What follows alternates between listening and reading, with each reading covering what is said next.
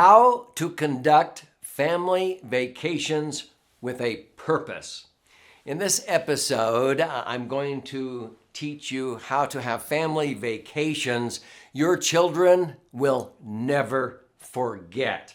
Sound too good to be true? Well, get ready. I'm going to share with you a game-changing concept that we have incorporated in our own family. We have 6 children and now 20 grandchildren, and this has been one of the greatest benefits, traditions that we have as a family, holding a family retreat with a purpose every single year.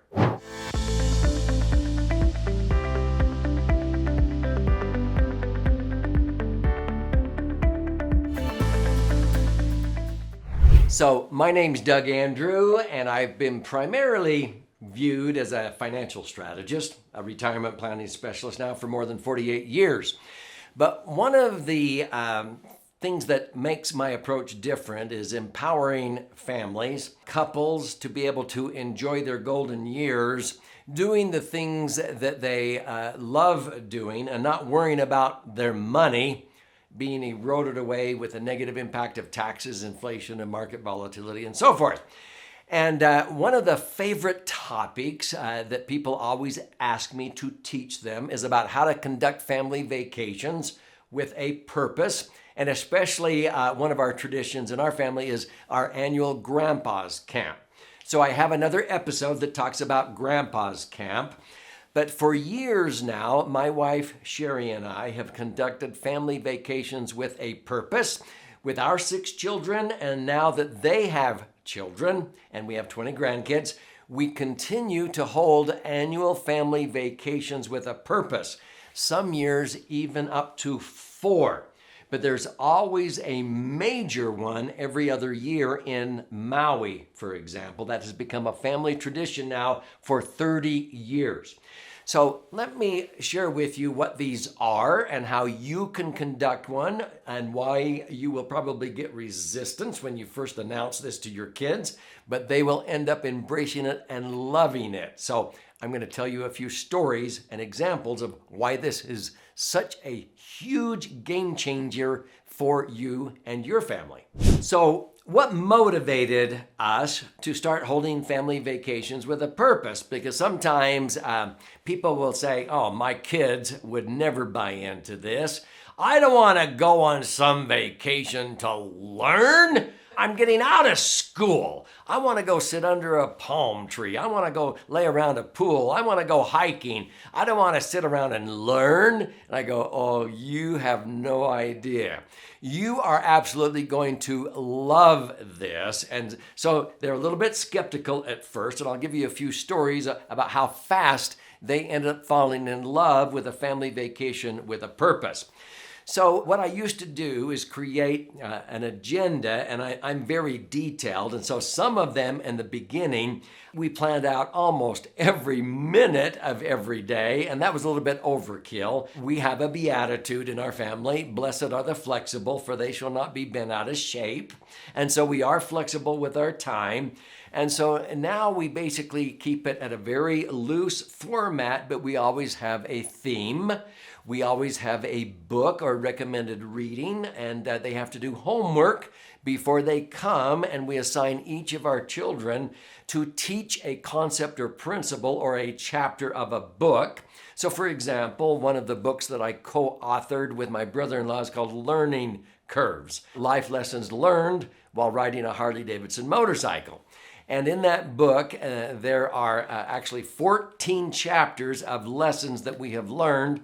And so we have the opportunity with my wife and I and our 6 children and their spouses to each give their take on what one of those chapters was talking about, life lessons learned by riding a Harley. And that was one of the favorite vacations we ever had. But we have often had a book. One of our favorite is The Majesty of Calmness.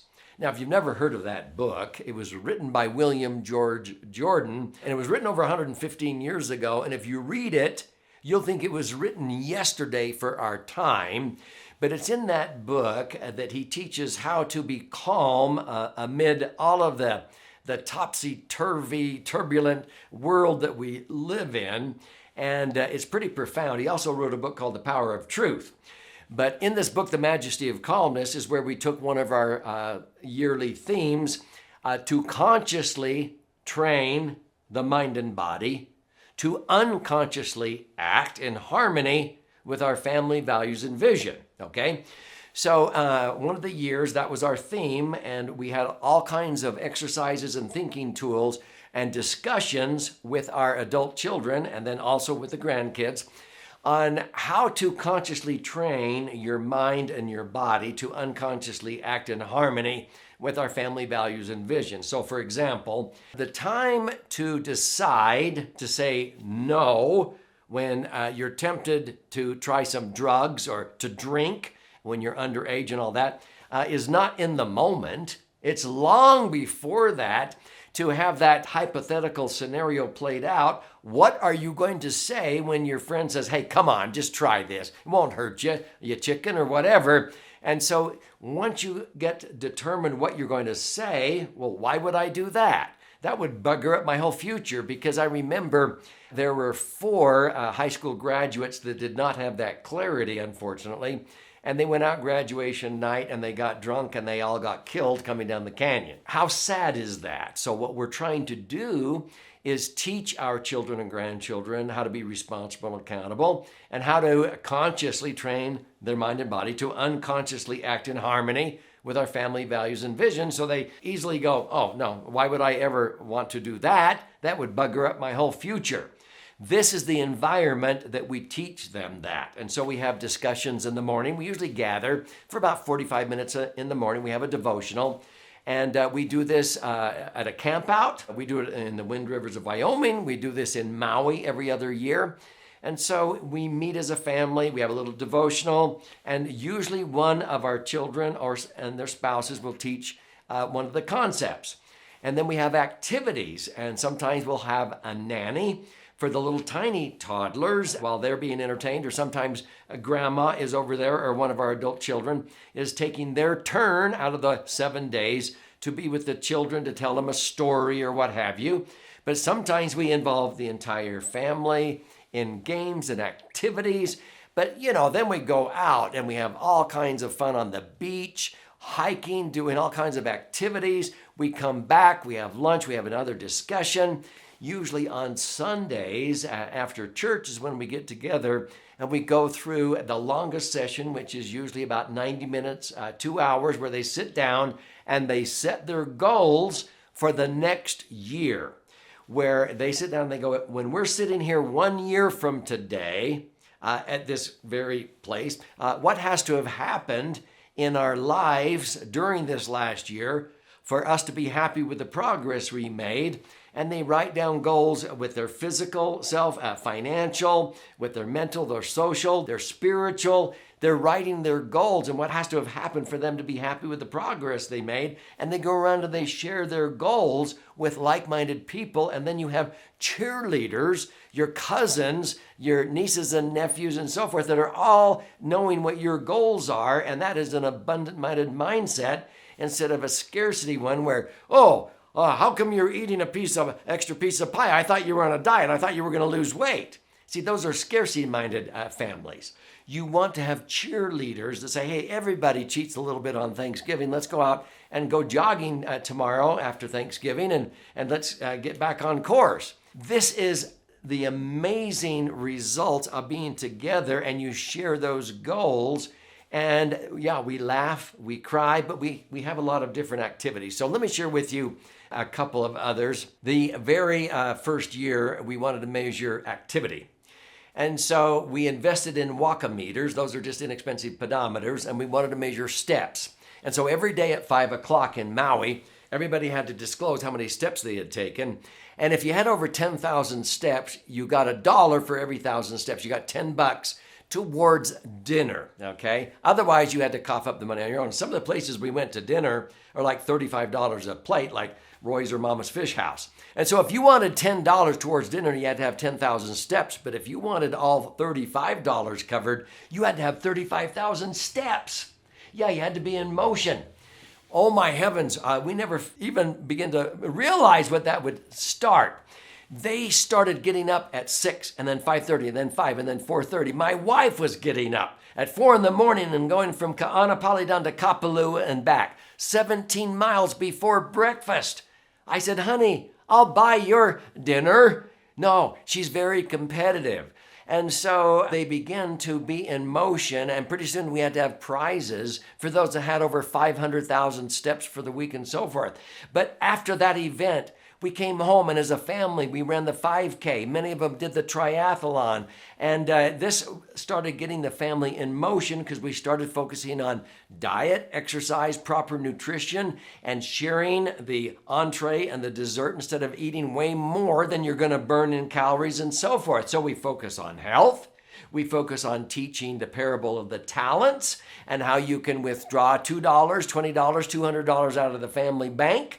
But where much is given, much is required. You have to take that and you have to 10 times it in less than a year and then give 100% of it away to your favorite charity. And then if it's a viable business, we'll start a business. Many of our kids and grandkids have started businesses where they borrow $200 out of the family bank and turn it into $2,000. And so we started into a family business. You can read about these in my book, Entitlement, Abolition.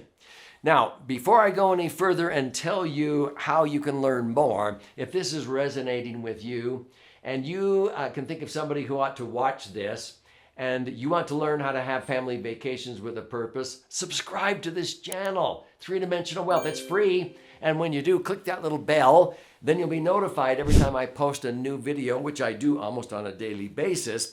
And check out a lot of the other episodes that talk about this concept. Then at the end, I want to gift you a copy of my book, Entitlement, Abolition, that will teach you. An entire chapter will talk about family vacations with a purpose. And the next chapter talks about Grandpa's camp, okay? So why is this important?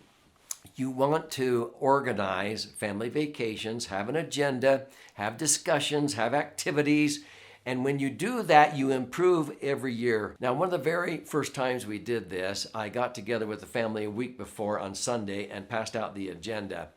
And our youngest daughter was at college, and during lunch, she was in the student lounge area, and she was going through this, and 3 boys come up, and they, were teasing her, flirting, and they grabbed what she was looking at, and they said, what are you studying, Ashley? And she says, well, this is our agenda for our family vacation next week. And they started making fun of her. Oh, you have an agenda? And she says, oh yeah, it's so awesome. And this is the theme, and this is what we're going to do. And we're reading this book called The Intentional Family and Majesty of Calmness. And we're going to do this, and we're going to go hiking, and we're going to, and pretty soon they knew she was dead serious, and they started looking at the agenda. And they all said, wow, we wish our parents would hold a family vacation with a purpose. Can we come along? Will you promise when you get back that you'll teach us all of these principles that you learned on your family vacation? Your family sounds awesome. And she did, and they were blown away. Whenever I have shared this concept with people and they embrace it and they begin to do it, yeah, they get resistance. I remember teaching this to my friend Phil Tyrone before he and his wife Lily even had children. And I think now they have 7 or 8. But before they had kids, he didn't wait till they had children. He invited his nieces and nephews, and they were skeptical. Uncle Phil, what are you trying to do? Get us trapped somewhere and sell us a multi-level product or something? No, just trust me. And when they got through, the nieces and nephews said, Uncle Phil, Aunt Lillian, listen, when you have your own family, we're still family. We can still come on your family vacations, right? It was a hit. So dive into this, learn, empower yourself, and gamify your teaching. There are concepts that I teach in the book, Entitlement, Abolition, that will show you games and activities that will help you facilitate family vacations and retreats with a purpose. You'll bring family together and they'll be begging for more. And so how do you claim your free copy? If you go to entitlementabolitionbook.com and you contribute a nominal amount towards the shipping and handling, I cover the rest of that expense. I'll pay for the book. I'll fire out a copy of this, and How to Have Family Vacations is chapter 7 of 12 chapters in this 200-page book. Chapter 8 talks about Grandpa's Camp, which is our annual Grandpa's Camp for our grandkids, family vacations with a purpose, without their parents there until the final day. That's one of our favorite retreats with a purpose. And so claim your free copy of this book. And I want to hear about your family vacation with a purpose. Like thousands of people have sent me thank you notes and emails saying, wow, Doug, this is what we did. These are the activities we did. Thank you for the idea. And I want to hear about how successful your family vacations are from this point forward.